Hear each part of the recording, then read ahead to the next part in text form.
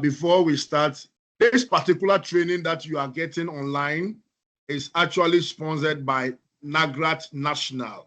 The national leadership of NAGRAT decided to create this opportunity for NAGRAT members across the country so that they can prepare adequately for this year's promotion.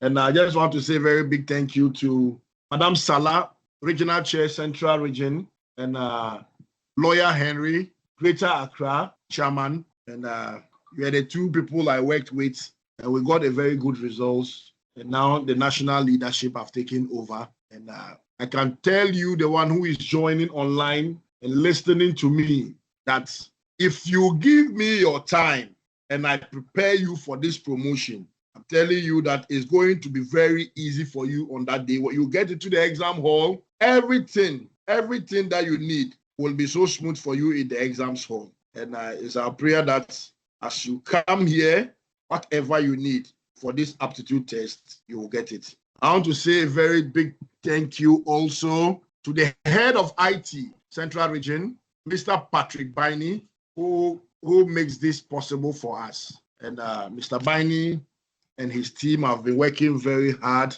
to make sure that you get everything. You don't miss out from this particular training. Even if you missed it, he has been able to record the training and is still on the platform for you. The nose, a slide is also on the platform. I've seen it.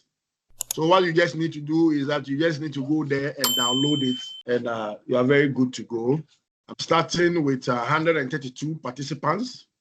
I will continue from where I stopped 2 days ago, but I also promise that all those who are preparing for the DD, if you are a DD candidate, please make sure that you get very good internet, because I will be teaching you strategies you need to use for the fill-in. For the fill-in is not difficult. All you need is you need a good concentration and you need good strategy. And I can tell you that if you follow my teachings, you will go into the exam hall and the fill-in will be so easy for you to do. My name is King Solomon, and if you want, you can call me King of GES Promotion. I will gladly. Hello, am I offline? All right, so as I was talking, I was saying that today we'll have a strategy where we'll all learn how to do the fill-in. And the last time I was talking to you about leadership. And the leadership, I was telling you that leadership is not management. Leadership is not administration. And when we talk about leadership, it is your ability to motivate others to achieve a common goal. And I went further to let you know that there are different styles of leadership. We looked at the autocratic leadership style. We looked at the democratic leadership style. We looked at the laissez-faire leadership style. And what have you. And then, on that day, I was very straightforward with you to let you know that if there are bases of power of the leader, there are bases of power, and I took you through the bases of power that leaders enjoy. And I told you that the first base of power is the legitimate power. And I explained what that means.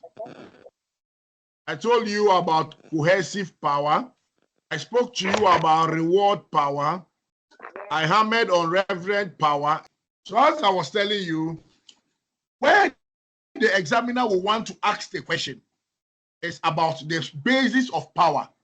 So you need to actually understand or have a good understanding of the several styles of leadership. We have discussed so many last time. We spoke about the transformational leader. We spoke about a transactional leader. We discussed situational leadership. We looked at the servant leader. We looked at laissez-faire, democratic, charismatic, bureaucratic, autocratic. Now, I'm saying that all these leadership styles, we've been seeing them, we've talked about them. But what is you need to understand is that the leader leading has a power, and what is the basis of the power that the leader is enjoying? And I said the first one is the legitimate power. And the legitimate power, you can only get the legitimate power based on your appointment letter, or the approved mode of selection will only give you the legitimate power. But cohesive power, when the followers have the belief that the leader has the authority or the right to make them to comply to others through threats or punishment, then you are enjoying cohesive power.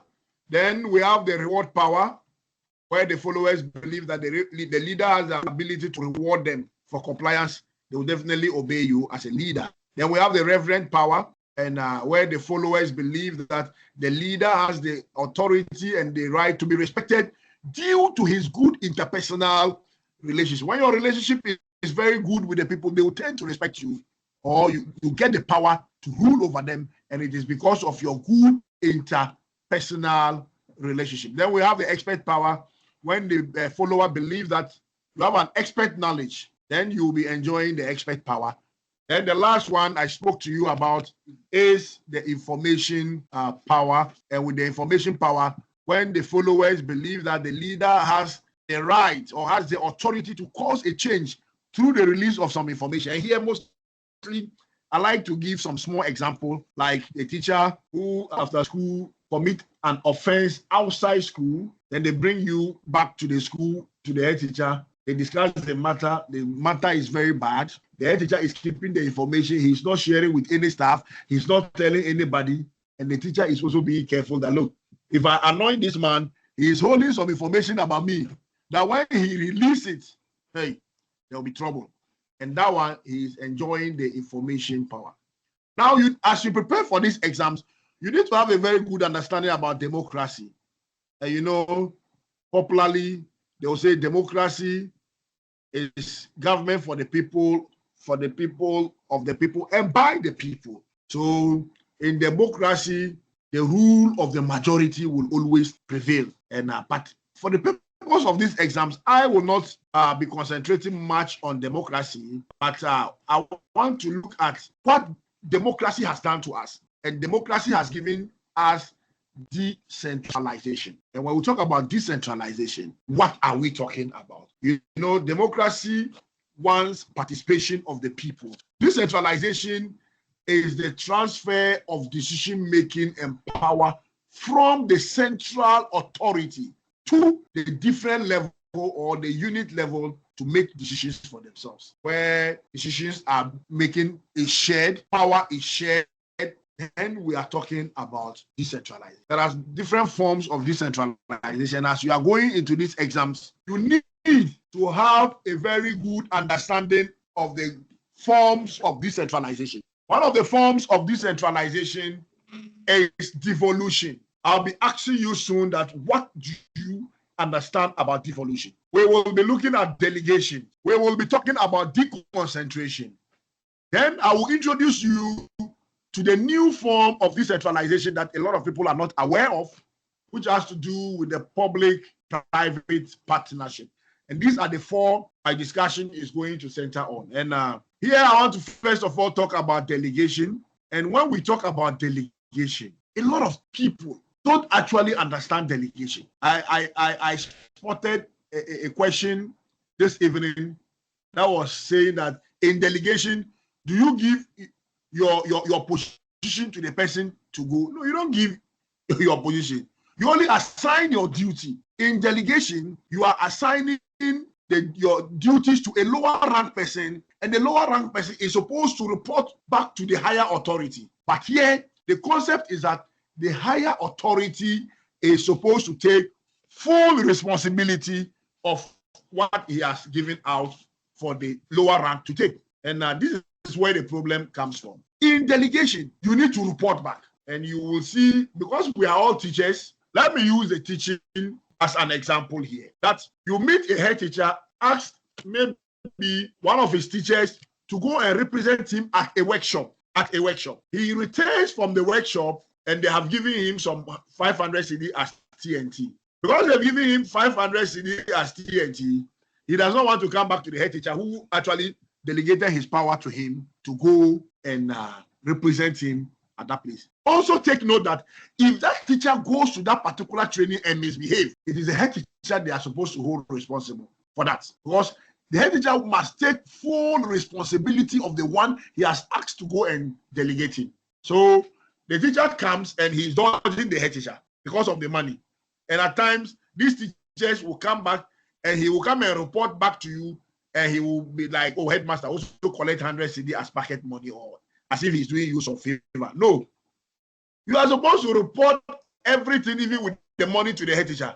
Give all the money to the head teacher, and the head teacher will pick the money and say, you faithful servant, you are blessed. And if the head teacher wants, he can remove some 200 CD or 100 CD and give you a packet the rest. Or if he wants, he can tell you to take all. But you need to discover you need to disclose everything that actually transpired there. There are some teachers, head teachers, delegate their powers to the teachers to organize extra class. These teachers will organize the extra class. Look, I'm telling you that if there is a problem in the extra class, the one who will be held responsible is the head teacher. These teachers will enjoy the powers of the head teacher to organize this extra class. But if they are sharing the proceeds of the extra class, they won't give head teacher some. And their excuse is that head teacher did not teach. Hey, I know there are people who are listening to me here, and they are part of that kind of problem. Where you say, oh, don't let us give him. Head teacher, what is his work?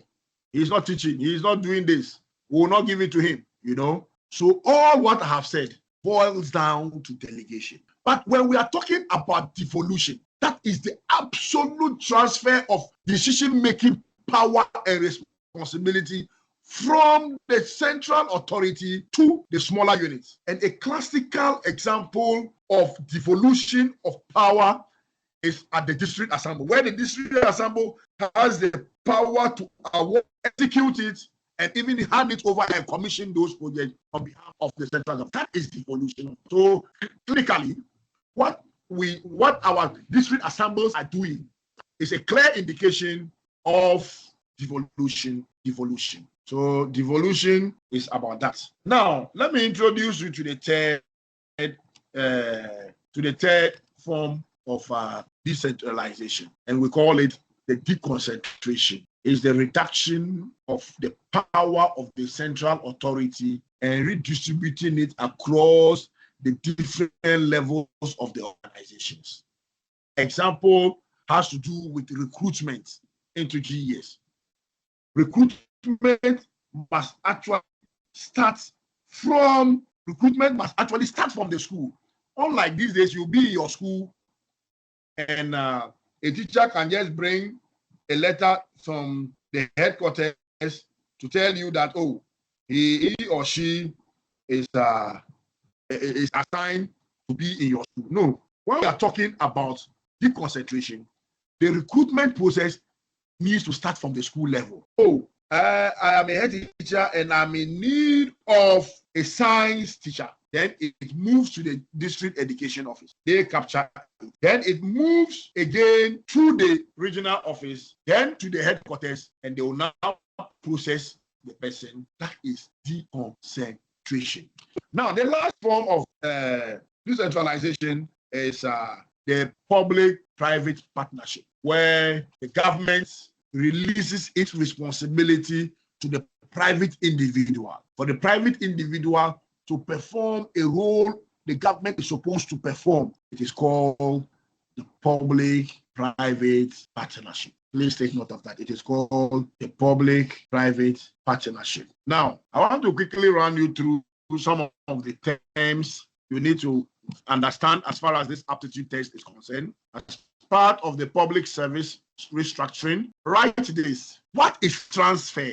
At what time do we do transfer now? So if you are teaching in Medina Primary and you are moved to Adenta Primary, please you are not transferred. That is not fair. As far as this aptitude test is concerned, is your movement from one public service to another. Please write it down. I said, write transfer. Transfer is your movement from one public service to another. So if you are working with Ghana Education Service, and all of a sudden you decide to move to audit service, or you decide to move to fire service, or you decide to move to immigration, or you decide to become a nurse, that movement of you from one public service to another is called transfer. In GES, there is nothing like, oh, they have transferred me. What it is done is posting and reposting. Please take note of this again. In Ghana Education Service, we don't have transfer. So you cannot be teaching in one school and you move to another region and say, oh, now I'm on transfer. No, you cannot be teaching in one primary school and they move you to another primary school to do the same job in the same organization and you are talking about transfer. That is not transfer. When we are talking about transfer, I have been so specific to tell you that is the movement of one public, your movement from one public service to another. And I've given that example. Now, listen, in GES, we do posting and we do reposting. If you are coming into the service newly, you are supposed to be posted. Any movement of yours within the same organization, any movement you go around changing from one place to another and moving either from one region at the same organization is called reposting. So it could be circuit reposting. You are in one circuit and they've moved you to another circuit. You have not been transferred to a different circuit. You have only been reposted to a different circuit. So we have circuit reposting. We have district reposting. So you are teaching in one district and your husband said, collect your reposting and come and join me in another district. If you move from district A to another different district, it is called district reposting. And if you happen to move from one region to another, but in the same organization, performing the same task, the same role, it is called regional reposting. So, and when we talk about re-engagement, when you leave the service and you are coming back into the service, seeking for re-entry, we call that system re-engagement. They are going to re-engage you. And it can also happen to somebody who has gone on retirement and they are re-engaging you for some period of time. Now, it becomes reinstatement when you go on interdiction. I don't want to give an example here of what we know already. But let me say that you are a teacher in a school. You are so nice to these children. During break, you are communicating with them, chatting with these children, having good time with them. You are their friend. They like you. You are also happy that the student like you and you mingle with them and you want to be like them. Then one of them get pregnant. And everybody is saying, because the teacher is always with them, he is the one responsible for the pregnancy. Now, they interdict you for that wrongdoing. You are in court. They are not able to determine the father of this child unless after 9 months. So, from the day they put you on interdiction, they stop paying your salary. Now, after 9 months, if the girl put to birth and they run a DNA test on the child, and it happens that you are exonerated from the alleged wrongdoing they have kept on you, you will be reinstated and they will have to reappoint you and they will have to pay all your salary that they stop. They have to do what? They have to pay it back. And that process is called reinstatement. At what time do we do reactivation?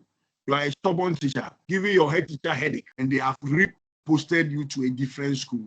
Now, the new head and the old head are supposed to collaborate, and they will do they call missing staff and unknowing. And one has actually unknown you, or one is supposed to unknown you, and one is supposed to add you as missing. Then the one who is supposed to unknown did that, and the one who is supposed to add you as a missing staff fails to get that right. Your salary goes up. The ability to reintroduce you back onto the payroll is called reactivation. That is reactivation. Then it becomes secondment when you take a second offer at a different place. So, for instance, you are a teacher and the electoral commission is doing this, and they write a letter to GES that they need you for the next 3 months to have appointment to electoral commission, because you will no more be reporting to GES. You will to and you'll be writing names and registering people left, right, center.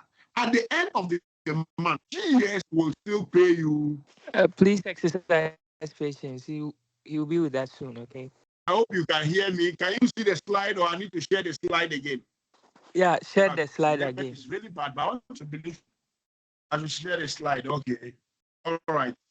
We are good to go. So I was talking about secondment, and I was giving an example of electoral commission, or Ghana Statistical Service is conducting their population and housing census, and our teachers go in and pick the secondment job. They will write to GES and they will go, okay? And later what come back. But one thing is sure is secondment, that your mother organization will still pay your salary. Your mother organization will still pay your salary, and where you are on second will pay your allowance. So let me quickly touch on Gallop. Gallop is Ghana Accountability for Learning Outcome Project, and it is a 5-year project. And the objective of this particular project is to improve the quality of education in low-performing schools in this country. And Gallop, which happens to start in 2020, has actually come to an end. And the number of schools that were under Gallop were 10,028 schools.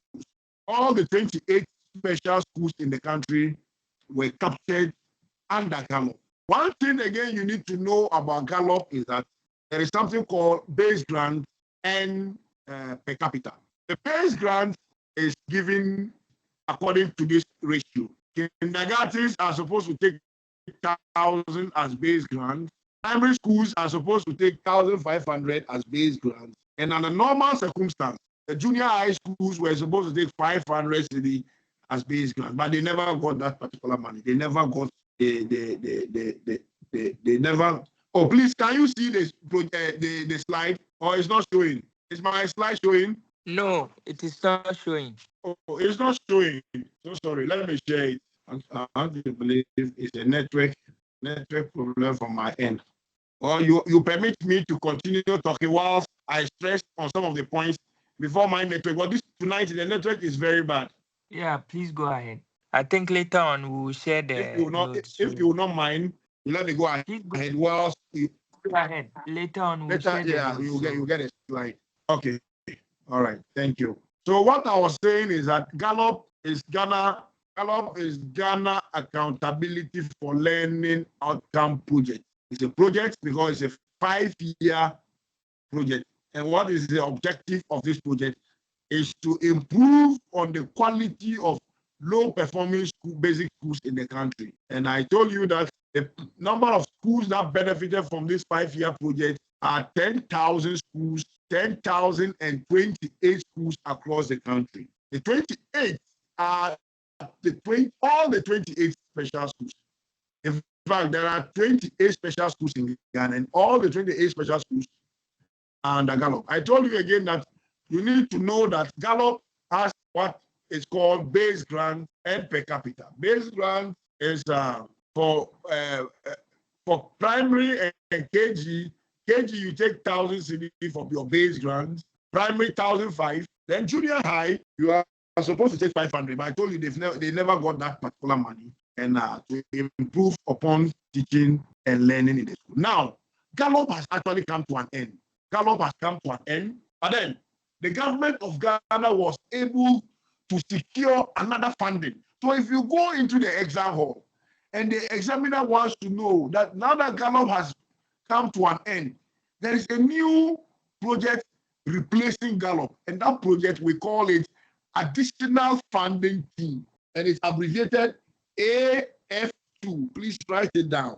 AF2, Additional Funding Team. This particular project will roll out soon. They've trained all the budget officers in the country. They have trained all the DD supervisions and the planning officers and what have you about this particular project. It will be rolled out soon, and it is called the AF2. Now, what the AF2 is supposed to do is they will look for students in your school and pay 10 cedi each for the improvement of teaching and learning. So very soon, the government will be paying an additional funding to money of 10 cedi per child. So if you have 100 students, you take 10,000 cedi for additional funding too. Somebody may ask, the Gallop, did it actually benefit us? Did it benefit the teachers? And the answer is yes, it did. During Gallop, a lot of teachers' capacities were built through continuous professional development, and they made monies available for workshops, for insects, and what have you. They were also able to enhance the capacity of head teachers, and they were performing their roles as head teachers very effectively. They even gave all head teachers in the country, they gave them laptop, they gave them a modem, and now the head teachers at the comfort of their office are able to report, fill in. At the end of every Friday, they need to report how many teachers reported to school, how many teachers prepared lesson notes, how many teachers gave exercises at the end of the Friday. All this builds the capacity of the head teachers. And also, it gave us, it was an additional money to the capitation grant. So it made us very comfortable. That is what you need to know about Gallop. So whilst I go to my next topic, I'm going to talk about the core competencies that every child needs to have. Every child needs those core competencies. And as you prepare for the exam, you need to also understand that. Then I'm talking about the 6 competencies. Write this down. Number 1, critical thinking and problem solving. Yeah, your slide is on. 2, my slide is in. Oh, yeah, I didn't hear you. What did you say? Yeah, the slide is active now. Only that it's just your phone number that is showing. So, all right. So we'll continue with the audio, and then we'll leave out the slides. However, we'll try to share the document on the page where you go to click to join. Okay, so that later on you can go through yourself. All right. Thank you so much for understanding. Okay, thank you. Just pray my voice is audible and I can continue. Mr. Binding, can you hear me? Yeah, we can hear you. We can hear you loud and clear. Can you hear me? We can hear you. So can you go ahead? Thank you. Network is so bad today, but we will not allow the network to override us. So now I continue, and I told you that as you are preparing for these exams, you need to have a good understanding about the core competencies. And you know, from the standard-based curriculum, it is believed that every child or every learner should acquire these competencies. And the competencies are creative thinking and problem solving. Creative thinking and problem solving. Then we have creativity and innovation. Creativity and innovation, communication and collaboration, cultural identity and global citizenship, personal development and leadership, and digital literacy. These 6 core competencies, every school child is supposed to have it as far as the standard-based curriculum. Please look at them very well. Look at it very well. You are supposed to know it because the examiner can pick 3 out of these core competencies and introduce an odd one and tell you that below core competencies of our curriculum, except then he expects you to remove the except. So you should be able to know that critical thinking and problem solving creativity and innovation, collaboration and communication, cultural identity and global citizenship, personal development and leadership. And let me explain these things. You see, as far as the standard-based curriculum is concerned, you are not supposed to teach. You are supposed to facilitate. So you are not a teacher, but you are a facilitator. You to facilitate the learning process, but not teach. So it is also believed that whilst you facilitate the process, the child should be able to have these skills, critical thinking skills, and problem solving. If you give them the topics and they themselves come out with the ideas, it helps them to think critically, and if they are able to solve problems around them. So if they are discussing a topic like sanitation, how they should solve sanitation problems around, and they are able to critically think about things that even cause the environment to be dirty, they are able to know how then do we solve these problems we are confronted with.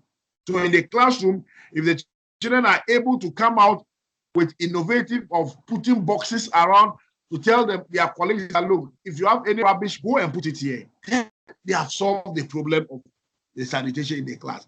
In the community, if they're able to tell the people, no, look, let's dig and bury the waste, then it's problem solving.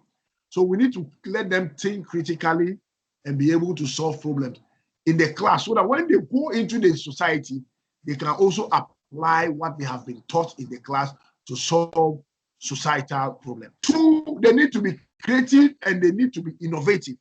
As far as the standard-based curriculum is, you have finished teaching the child, and can he take the idea you have given him to create something out? He needs to be innovative. That is creativity and innovation. Then we are talking about communication and collaboration. You know, you put them in groups, they are supposed to be talking to each other. One is a group leader, one is the organizer, one is the secretary, one is the presenter. They are collaborating with each other and communicating. It's a skill they need to understand, how to work with people, how to collaborate with colleagues to be able to come out with innovative ideas to solve societal problems, communication and collaboration. Then when we are talking about cultural identity and global citizen, you need to let the child, maybe the child is just in Accra, and he believes that Accra is the world. You need to let him understand, look, there are other people also living across the world. Accra, the people you see are not the only people on the planet. You need to let him have a better understanding of culture and to be able to respect each other's culture. You know, when we talk about culture, what is culture? Culture is a way a group of people live. The food is part of their culture. So that if some people are eating cats and you go and meet them eating cat, you don't say, what kind of meat is this? Look at how cat is small and you are eating. Hey, Abranti, maybe you are eating snail and you are frowning on somebody who is eating cat or somebody is eating dog. Krama is so your way. So you need to let them understand the cultural identity. Know that their culture is not the only culture. There are other people with also varied culture, and they need to be able to respect that. Cultural identity and global citizenship. Number 5 has to do with the personal development and leadership. How they need to start taking up leadership roles and working on them and developing themselves. Then the last one has to do with digital literacy. You know, when we are talking about digital, then it is the use of our phones and what have you. That has to do with digital literacy.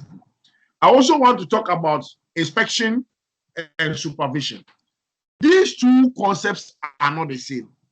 Inspection is not supervision.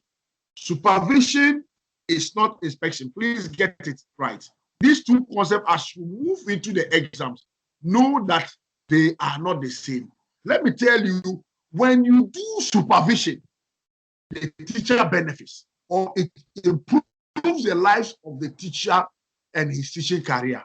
Supervision is supposed to improve the teacher. So if you go and the question is writing about the improvement of the teacher, then you are talking about supervision.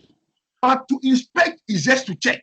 So when we talk about inspection, inspection is just a visit to schools by officers either from the education office or from NASIA, mainly for the purpose to ensure effective and quality teaching and learning going on in the school, or whether they are complying with the standard guidelines of the pre-tertiary.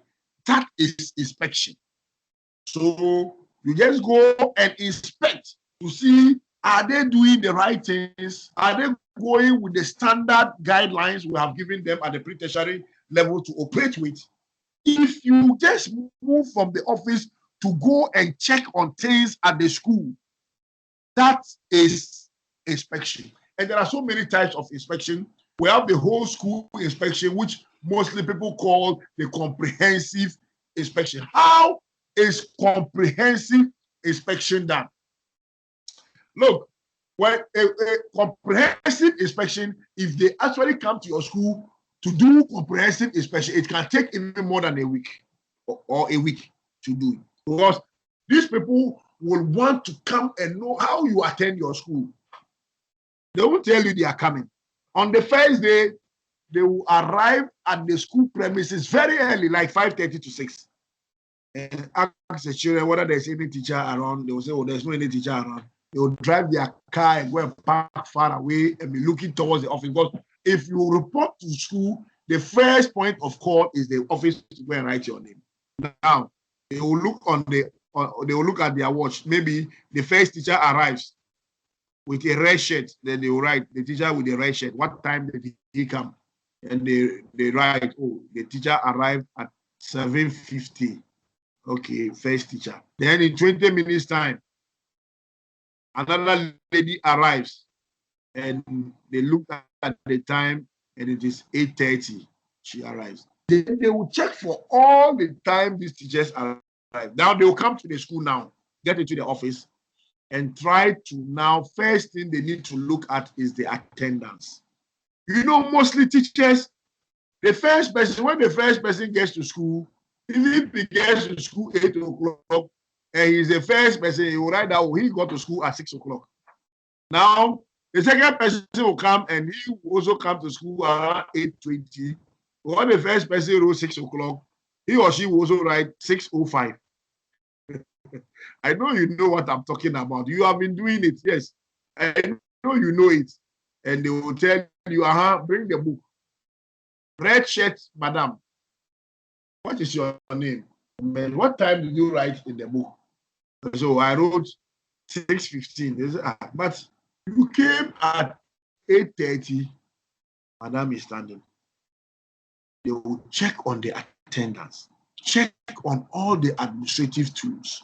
Head teacher, bring your lesson notes monitoring book. Do you have it? Bring it. Head teacher, bring your admission register. Head teacher, bring your logbook. Head teacher, bring your query book. Head teacher, the common market levy book, where is it? PTA levy book. Head teacher, where is it? Oh, Majani Wofie, and what have you. They will inspect, and that is what we call the whole school inspection, or what is also sometimes called comprehensive. They will check everything from the head teachers, administrative tools, to the teachers, and what have you. They will check on everything. And that one is called whole school inspection or comprehensive. There's another inspection we call the school performance inspection. Here, they want to know the performance of the school. They come to inspect, and they will say, oh, 2 years ago, the school had the performance of the school was 50% at the end of WAEC. Now, want to know what is now the performance? Oh, no. Head teacher have managed to bring the performance of the school down to 25%. Hey, school performance inspection. And when we are talking about compliance inspection, is an inspection which is done to see whether the school complies with some of the guidelines they have given. The positive toolkit Do you have it? Do you comply with it? Compliance inspection. Then the last one has to do with investigative inspection. Now, let me ask a simple question, and I want Mr. Biney to respond to it. Mr. Biney, is the slide now showing? The slide is still the phone number page. At least that's what I'm Okay, seeing then on it's a all the network. devices. No problem. It's a network problem. So let me continue. At least ask people here. Later we'll make the notes and the slides available to them. So far it's a network problem, but I know they are listening to me. So now that I know they can't see, I will change my mode of delivery. And now let me now go back a little because you are not seeing. Please write this down. Types of inspection. Number 1, whole school inspection. Number 2, school performance inspection. Number 3, compliance inspection. Number 4 is investigative inspection. And when we talk about investigative inspection, they just go to investigate an issue in the school. Maybe teachers in that school don't teach, but they only go and sell popcorn and granules and ice cream to children. And at the end, they just collect their monies and be counting coins. When they finish counting the coins, they put it in their bag and they pick their bags and they go to the market to go and shop for another day. And the performance of the school is going down. And they want to come and investigate to know, is it true the teachers are only selling things and they don't teach? When they come to inspect that, it is called investigative inspection. Then now, I will be telling you something about supervision. When we talk about supervision, I told you that at the end of every supervision, the teacher is supposed to grow when inspection is actually, supervision is actually done. And that is why we call them secured supervisors. They are supposed to be within the circuit to help the teachers improve upon their teaching and learning. Now they call them CISOs. What is the full meaning of CISO? Can somebody answer for me?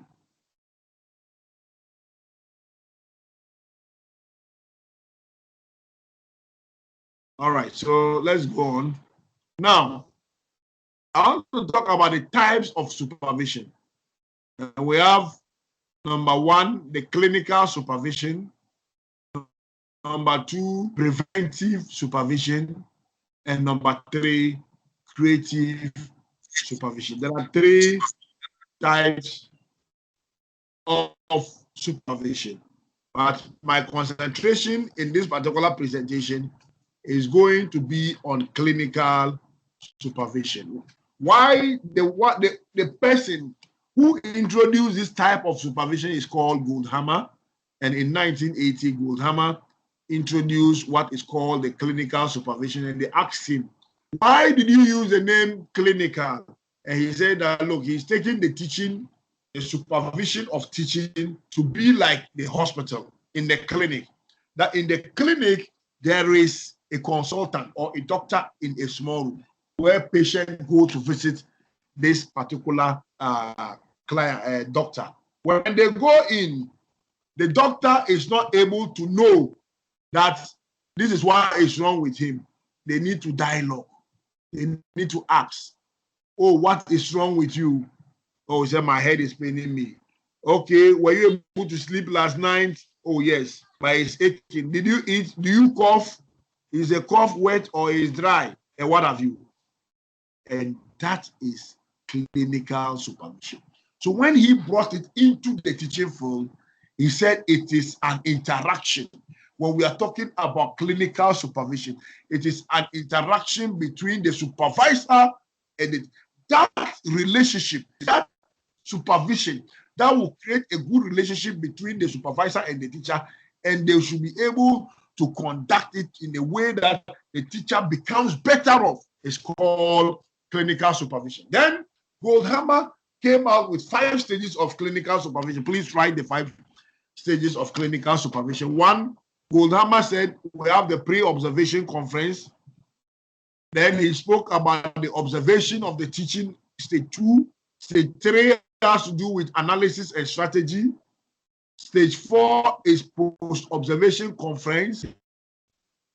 Stage 5 is post-conference analysis. These are the 5 stages of clinical supervision. Please take note of it.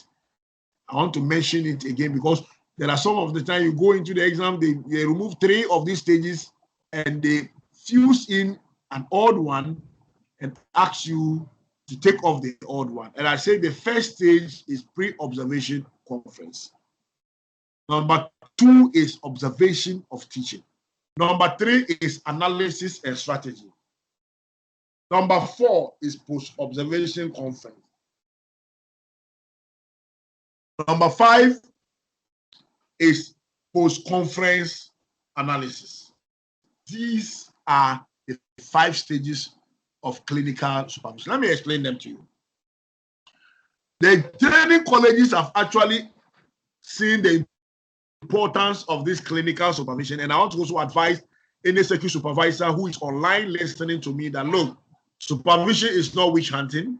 Don't keep witch hunting teachers. Adapt clinical supervision. By the time I end the 5 stages, you will believe that this is the best method of supervising teachers. The first stage is the pre-observation conference. At this stage, the teacher and the supervisor needs to meet and discuss. The purpose of this particular stage is to release the tension on the teacher. They need to talk outside the class, and the supervisor will be asking, what topic do you want to teach? So I want to teach fraction. Okay. You want to teach fraction? No problem. And what are some of the TLMs you want to use? Oh, I want to use papers. I want to use orange. I will be using knife. Oh, are you sure the knife will not wound the children? Oh, no, teacher, it won't wound. I'll guide them. They will discuss. All the discussion before the teaching is referred to as the pre-observation conference. Then they move into the class to do the stage 2, which is observation of teaching. Observation of teaching is when you get the supervisor goes to sit in the class whilst the teacher is teaching. Your supervisor is jotting down some points about the teaching of the teacher. He is teaching and he's writing his notes. Then only the supervisor will go into stage 3 and go and do the analysis and the strategies and try to group the presentation into strengths and weaknesses. And they will now, the 2 of them will come back to stage 4 and come and meet. And at stage 4, which is the post-observation conference, they are supposed to discuss the teaching. Yeah, when the supervisor does not take good care of this stage, the teacher will not accept the stage. So it is good to start by saying that, oh, you did very well, you taught nicely, oh, the children were teaching and what have you, and pass. You did not write the topic on the board. Oh, I forgot. Okay. You told me the children will cut the orange, and the orange was on the table with the papers. You never used the TLA. I forgot, sir. So next time he's going to teach, the first thing he will write on the board is the topic. And he will also remember that, look, a day the security supervisor told him when he forgot his TLMs, he will now teach and will not forget to use TLM. And that is why I keep telling you that in supervision, the teacher is supposed to be. You cannot supervise somebody and still tell the person that he's handling. There must be some things he needs to improve upon. Then at the post-conference analysis, the teacher accepts the recommendation of the supervisor and they all. This is the 5 stages of clinical supervision. Now, I want to quickly talk about the theories of learning. And if I finish the theories of learning, I will now give the strategy you need to use for the true or false. Then we end for the day. And tomorrow, I'll give you my blessing. The national president of NAGRAT will also join us tomorrow as well. And we'll end the presentation tomorrow, God willing. So I will touch on the theories, and I will now zoom into the strategy to use for the feeling. And I know a lot of people who are online. I'll just say, Solomon, hurry up and give us this strategy, and we'll sign out and go our way. So just give me some few minutes, because this topic is also very important. Theories of learning is very important. That a lot of questions come from it, but teachers don't understand the theories. And I will try my possible best and to let you understand what a theory is. Theories are just facts. They are abstract principles of facts. They are ideas. The theory is an idea. And learning is a change in behavior as a result of experience, observation, or activity. In every class that you are going to teach, remember that there are 3 categories of learners. There are 3 categories of learners. We have the visual learners, we have the auditory learners, and we have the tactile or kinesthetic type of learners. The auditory learner will always want to hear. So mostly teachers believe that the auditory learners are intelligent people. They are not intelligent. It is only your teaching methodology has skewed to the learning style. And that's why you feel they are intelligent. Because majority of us who are online, over 600 of us online, I can tell you not all, but majority of teachers who are online, they can't even remember the last time they taught a subject with a teaching and learning material, TLM. No, they just go and they lecture and hold their books and go out of the classroom.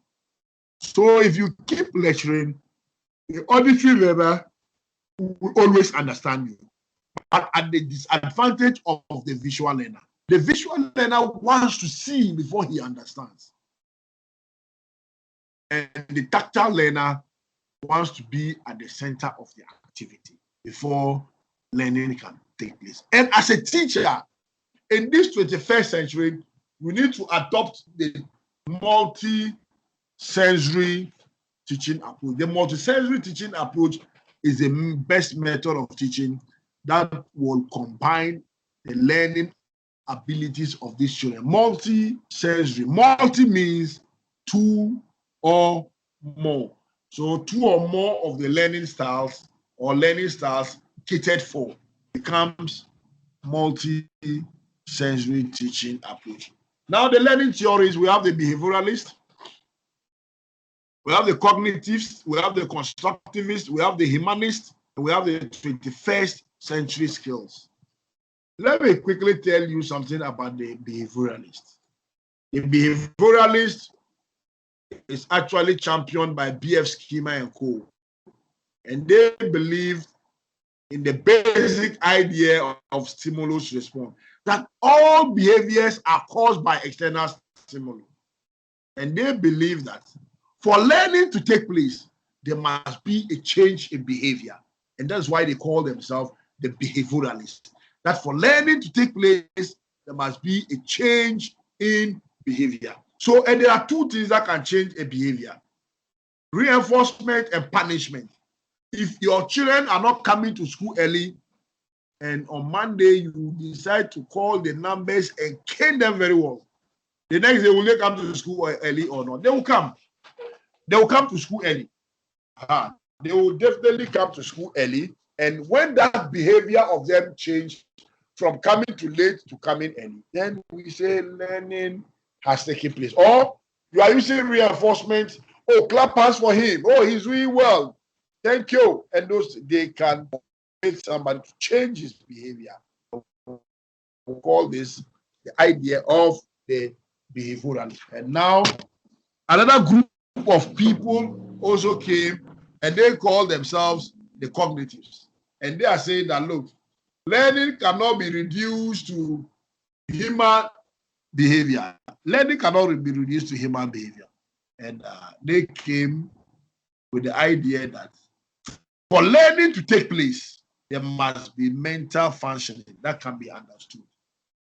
So if I asked you right now, 7 plus 4, your brains must reason it before you can tell me the answer is what? Is 4.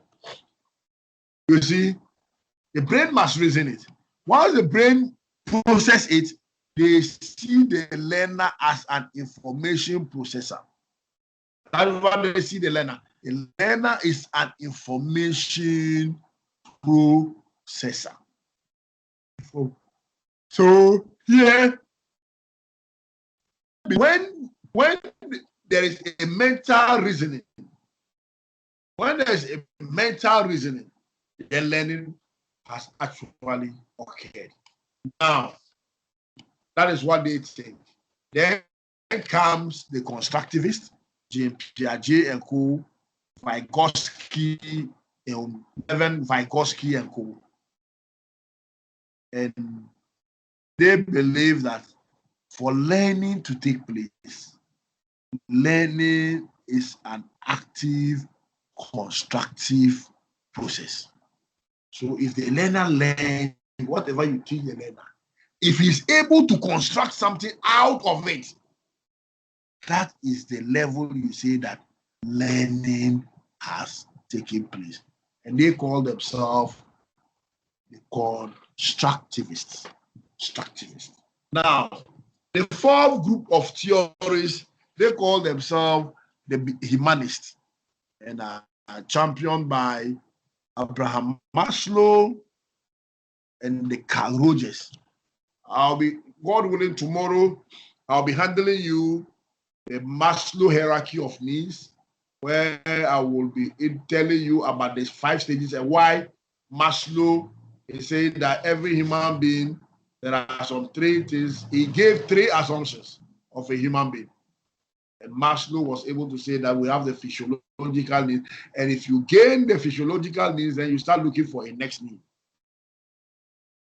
So tomorrow, I'll be running you through the Maslow hierarchy of needs.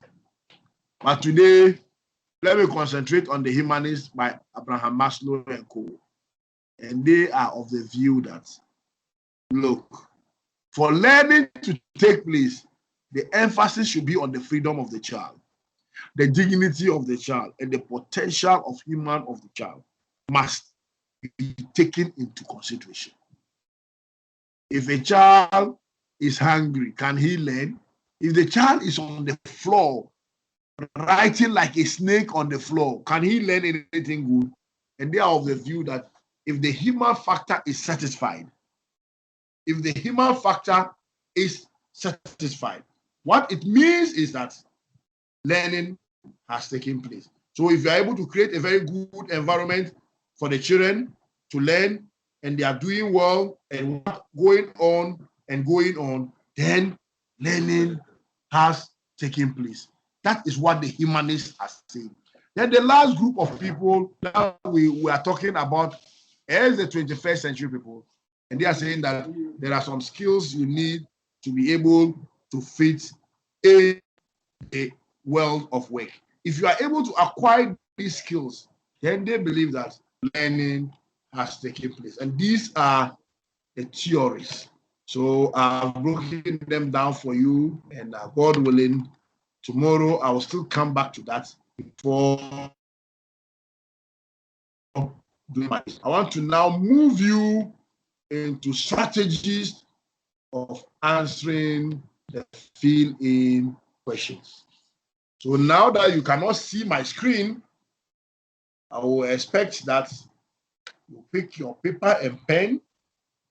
Please, if you don't have it, just look around, get a paper, get a paper down, because where we have gotten to is crucial.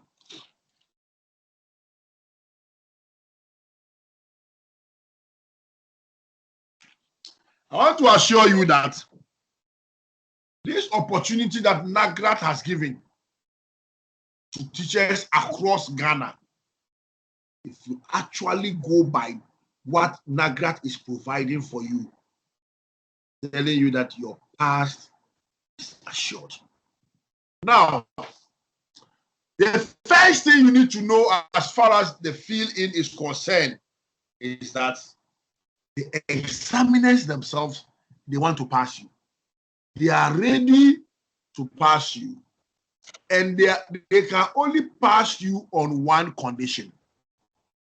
And the instruction is saying that fill in. The instruction is saying fill in. So under no circumstance should you leave the space empty and wake up and come out of the exam hall, because the instruction is saying fill it in. Just look for something and fill it. You must just fill it, whether you like or not. Fill it in. Fill it. Now, first thing you need to know is that the examiner can only help you if you also write something in the space there. He wants to pass you. It's just like you, the teacher, who is also here. The same students in the classroom, you give them work and they leave the whole booklet empty. You just start ruling red line and crossing the whole booklet because there is nothing inside. But if the child writes something, you will struggle and read. And when you read, you will mark. At least you will give him something. We are in an adult class. Adults know how to write things around to fill in. So remember that the first thing is that don't come out of the exam hall leaving that space blank. If you come out of the exam hall leaving that space blank, I can tell you with on authority that you fail. Once they said, fill it in. Most of the questions, most of the answers you are looking for are in the question. Most of the answers you are looking for to be able to use and fill, because the examiner themselves know that age is catching up with you and they need to do things that will look. Most of the fill-in questions are inside the questions there. You need to go back and scout the answer and bring it down and fill it in, because the space must be filled in. No, the examiner will also give you a clue. When he leaves a small space for you, it means that he is expecting a small answer from you. If he leaves a big space for you, or if he leaves paragraph for you, he expects you to write more. But if the space is small, why are you going to worry yourself going to be looking for long answers to come and write? Small space, demand small answer. Now, give general answers if you don't know the specific answer. I remember there was a time I entered into one of the examinations and I struggled to spell is. I was trying to spell is. I was just telling myself is how to spell the is. I couldn't. I came out of the exam hall without able to spell is. Is. I was not able. I struggled. And I know there's somebody who is listening to me who is also facing the same problem, or who has ever faced the same problem that I have just also experienced here. And you will struggle. Is. What is and you cannot spell? You will come out and they will tell you that is is. Now, if the question is asking you, when was GES established? When was GES established? You know that GES was established in 1974. You are in the exam hall, you cannot remember the specific. If you go and write 1975, 1976, and he looks in his marking scheme and he cannot find 56 or 55, he will mark you wrong and go. This is the style to write. You need to write the answer as 1970S. The Ghana Education Service was established in the 1970s. S add, when you get the 70, add S, 1970. And you know, 74 is in the 70s. So if you write in the 1970s, he can mark you wrong. So where you don't know the specific answer, don't go for specifics. Go for general, and you will get it. So the answer demands that you write 1974. You can't remember 1974, and you write that it was established in the 1970s. 74 is in the what? 70s. Can he mark you wrong? No, he cannot. So take note of that. Then, if you are answering fill in, please use proper grammar. Your subject verb, they must agree. Write good English that the moment he reads, he has no any option that to just mark and give you something and go. The length of the question or the space provided will tell you how you are supposed to write your answer. Please take notes. If we give you half page, you need to use half page for your answer. And in filling, that is what you need to do. And I'm also telling you that the answers you need for the filling are in the question. So when it becomes tough, go back and read some of the questions and come and use it to fill it in. The answers are there. When you are confronted with abbreviations and you don't know the abbreviation, and the abbreviation starts with N, any abbreviation that starts with an N, use national. If the abbreviation, if there's E in the abbreviation in this exam, go for education. N will always go for national. E, education. A, agency. C, go for commission. And I can keep giving you, if only you give me those letters, I can keep giving you those kind of things. And I know, as I've started mentioning, some of you too are also doing same. On this note, I will stop here. I've talked for long, and I've been able to get to where the DDs are also very comfortable to move into the exams. I know the Greater Accra Regional Chairman, Lawyer Henry, is around. I'm comfortably informed that Central Region Chair, Madam Salamatu, is also on board. On this note, I just want to thank the leadership of NAGRAT National, the national officers, National Council members. Thank you for giving me this opportunity to share, to highlight things that your teachers across the country need to be able to prepare for this particular promotion exams. Tomorrow, God willing, will continue. And I know the national president will be giving his address. God willing, some national executives will also be talking to us. On this note, I hand over to either Lawyer Henry or Madam Salama, to any of you who is online. Please take over. Mr. Baini, if you can unmute them, and we'll also hear from them. Thank you very much, and may God bless all of us. Okay, so Thank you, Solomon, this is Henry. Thank you very much. Good evening, colleagues. I believe King Solomon is doing well with his Thank you so much, Chairman. presentations.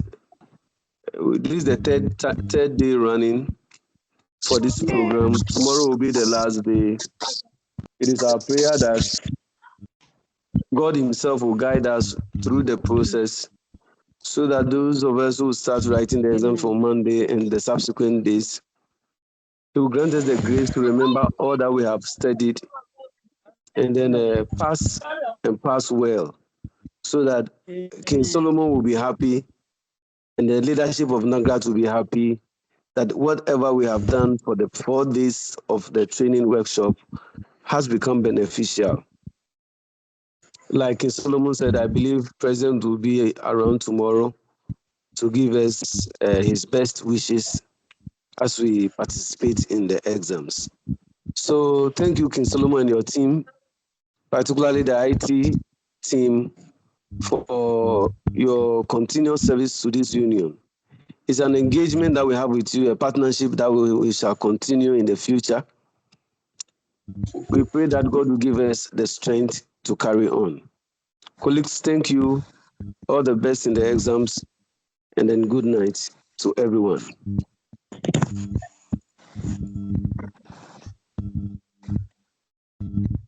Hello. Good night. Thank you. Thank you. Hello. Thank you. We are grateful. Thank you, King Solomon. We are really grateful. Hello, King Solomon. Thank you. Thank you. Thank you so much. Hello, Thank King you. Solomon. Thank you. God bless I you. want So please, tomorrow God we'll be bless you. meeting Thank you. by 7:30 online. God bless you. We Hello. are very, God very bless you. grateful.